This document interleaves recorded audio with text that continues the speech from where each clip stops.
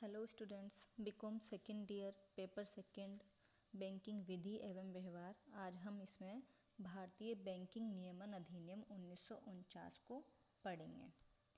तो इसके बारे में जानते हैं। सबसे पहले तो हम ये देखते हैं कि 1913 से पूर्व भारत में बैंकिंग कंपनियों के नियमन और नियंत्रण के लिए कोई विशेष अधिनियम ही नहीं था।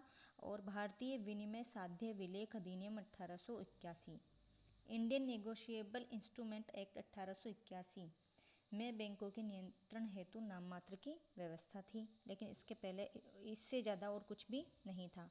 उसके बाद आरबीआई एक्ट के तहत रिजर्व बैंक की स्थापना हुई और उसको नियंत्रण के लिए अधिकार दिए।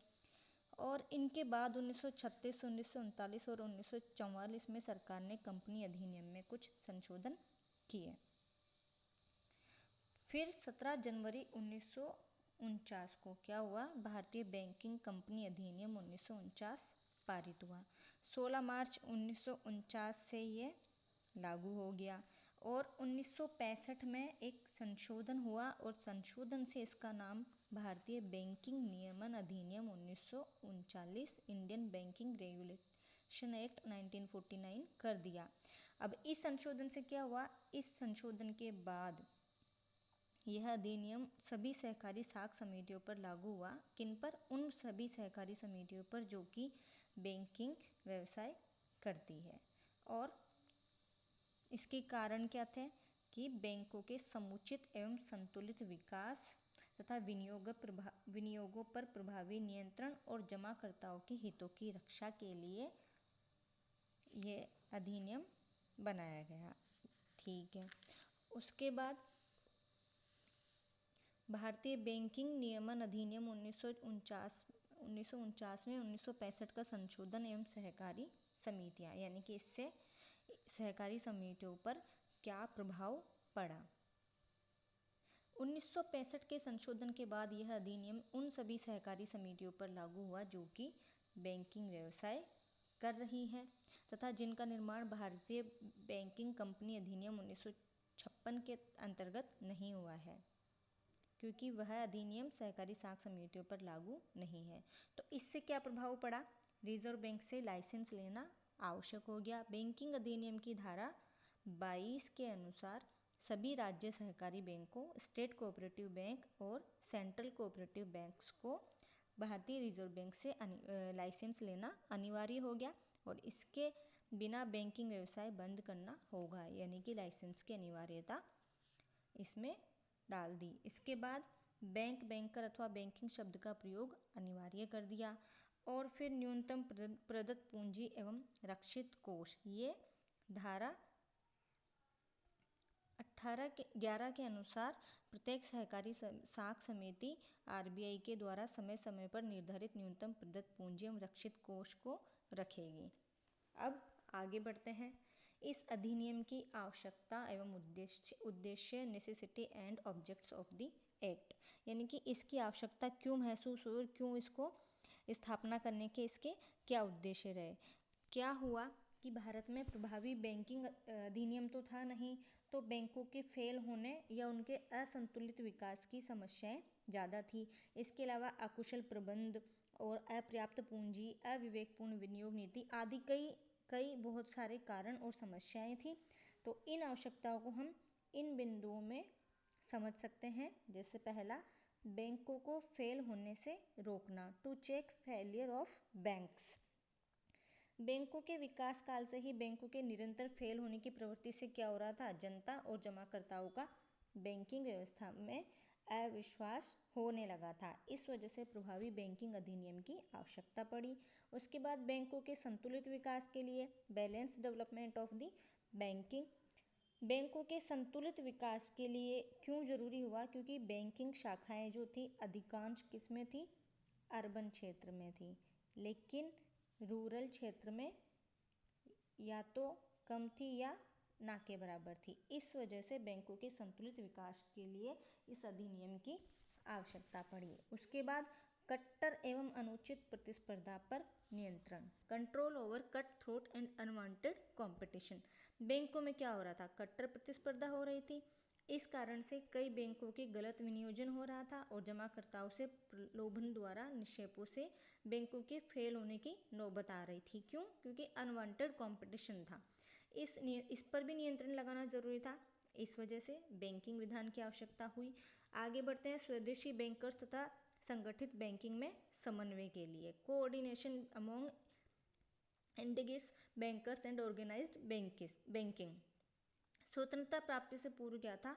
मुद्रा बाजार में स्वदेशी बैंकर्स थे और उन्हीं का प्रभुत्व था, और संगठित बाजार से क्या हुआ? उनका समन्वय कोऑर्डिनेशन ही नहीं था। तो इन दोनों क्षेत्रों में कोऑर्डिनेशन बनाने के लिए भी बैंकिंग अधिनियम को लागू करने का निर्णय लिया गया। उसके बाद जमाकर्ताओं के हितों की रक्षा के लिए to safeguard the interest of depositors. Bank fail हो रहे थे तो क्या हो रहा था? जमाकर्ताओं को अविश्वास होता जा रहा था या उनका बैंकों में धन जमा कराने से विश्वास उठता जा रहा था। इसलिए जनता के विश्वास जमाने और जमाकर्ताओं के हितों की रक्षा के लिए बैंकों पर नियंत्रण के लिए बैंकिंग विधान बहुत ज़्यादा जरूरी हो गया। फिर संगठित मुद्रा बाजार के विकास के लिए development of organised money market क्या था? स्वतंत्रता प्राप्ति से पहले वित्तीय सुविधाओं का अभाव था और मुद्रा बाजार भी क्या था? अव्यवस्थित और असंगठित। जबकि हमें तीव्र आर्थिक विकास के लिए संगठित मुद्रा बाजार की बहुत अधिक ज़रूरत थी और उसी ज़रूरत के लिए, उसी मुद्रा बाजार के विकास के लिए बैंकिंग अधिनियम की आवश्यकता हो रही थी। आगे बढ़ते हैं रिजर्व बैंक की मौद्रिक एवं साख नीतियों के सफल क्रियान्वयन के लिए। Successful implementation of monetary and credit policies of reserve bank. अब भारतीय बैंकिंग पर रिजर्व बैंक का प्रभावी नियंत्रण नहीं था, तो इस वजह से बैंक मौद्रिक एवं साख नीतियों को सफलतापूर्वक लागू करने में असमर्थ थे, क्योंकि रिजर्व बैंक का उन पर पूरा कंट्रोल नहीं था। तो वो अपनी उनके नियंत्रण से बाहर था, आरबीआई के नियंत्रण से बाहर था। तो फिर उससे क्या हो रहा था?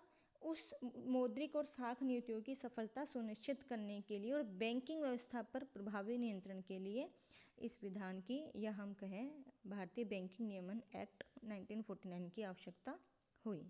बैंकों के अनुचित विनियोजनों पर नियंत्रण के लिए control over unwanted investments of bank. बैंकों में क्या हो रहा था? प्रतिस्पर्धा ज़्यादा थी और उद्योगपतियों का भी नियंत्रण था। तो उससे क्या हो रहा था? बैंकों में सट्टेबाजी और गलत इन्वेस्टमेंट्स हो रहे थे, और इन गलत इन्वेस्टमेंट्स से बैंकिंग विकास कार्यों पर तो कम खर्च हो रहा था और अनुचित अनावश्यक कामों में ज़्यादा था। तो इस वजह से उन अनुचित विनियोजनों को रोकने और उनके साधनों का, यानी कि जो इन्वेस्ट किया गया है उसका सही और उचित उपयोग करने के उद्देश्य से ये विधान की ज़रूरत थी। आगे बढ़ते हैं। भारतीय बैंकिंग अधिनियम 1949 की प्रमुख विशेषताएं क्या थी? यानी कि स्वतंत्रता प्राप्ति से पूर्व भारतीय बैंकिंग में व्याप्त बुराइयों को दूर करने तथा देश में सुसंगठित एवं विकासोन्मुख बैंकिंग का मार्ग प्रशस्त करने के उद्देश्य से बैंकिंग नियमन अधिनियम 1949 पारित कर लागू किया गया।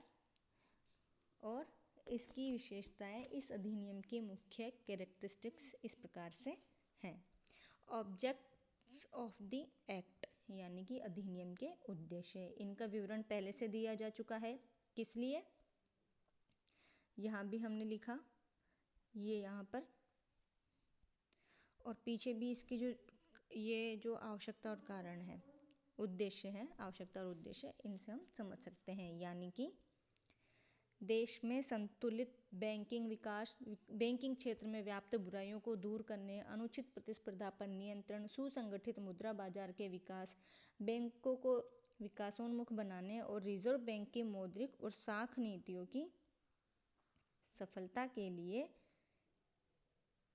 इन सब के उद्देश्य थे इसकी स्थापना के लिए। अब बात करते हैं स्कोप ऑफ द एक्ट, यानी कि इस अधिनियम का क्षेत्र। इस अधिनियम का क्षेत्र व्यापक है। इसकी धारा 2 में प्रावधान किया गया है कि इस अधिनियम के लागू होने के बाद भी 1956 के कंपनी अधिनियम में बैंकिंग संबंधी प्रावधान लागू माने जाएंगे।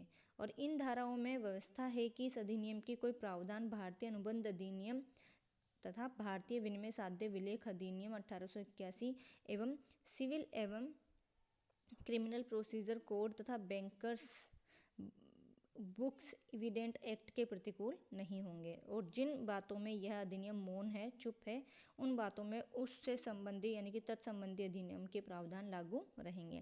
राष्ट्रीयकरण से पूर्व 1969 से पहले यह अधिनियम सभी बैंकिंग कंपनियों पर समान रूप से लागू था, लेकिन 18 जुलाई 1969 से राष्ट्रीयकृत बैंकों पर इस अधिनियम की केवल वे धाराएं लागू है जिनके लिए 1970 के अधिनियम में प्रावधान किया गया है, अन्यथा पहले यह पूर्ण रूप से लागू था। अब कब था? राष्ट्रीयकरण से पहले। अब आगे बात करते हैं चेंज ऑफ द टाइटल यानी कि अधिनियम का नाम परिवर्तन। पहले भी हमने पढ़ा, यह 1949 में तो भारतीय बैंकिंग कंपनी अधिनियम था और 1965 के बाद यह भारतीय बैंकिंग नियमन अधिनियम 1949 कर दिया गया। आगे बढ़ते हैं एक्सपेंशन ऑफ स्कोप, क्षेत्र विस्तार। सितंबर 1965 से पूर्व यह अधिनियम सहकारी समितियों पर या सहकारी बैंकों पर लागू नहीं हो रहा था और 1965 यानी कि सितंबर 1965 के बाद यह सहकारी बैंकों पर भी लागू हुआ। इससे इसका क्षेत्र विस्तार हो गया।